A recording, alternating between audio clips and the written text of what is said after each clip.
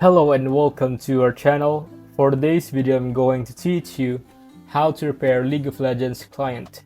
Before we get started, please don't forget to like and subscribe and click the notification bell for you to be updated to our latest tutorial videos.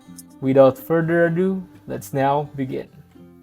So let's jump straight into it. So first, what you want to do is make sure you exited out of the right client over here. And to exit this video, you also want to come down to the bottom right hand corner and you want to click onto this arrow down here where it says show you hidden icons. Then what you want to do is right click onto the right client and click onto exit to fully exit from the right games client. Next, what you want to do is come to the right clients on your desktop, right click, and then go down and click onto properties.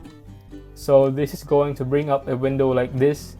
Now what you want to do is change term settings compatibility. So if you look at the top, you've got these different tabs. You want to click onto compatibility. First, what you want to do is tick the box to run this program in compatibility mode and make sure you've got Windows 8 selected. In the settings section underneath, you want to run this program as an administrator and also disable full screen optimizations. Once that's done, go ahead and click apply. Next, double click onto the right clone over here. You should now be able to open up the Riot client successfully.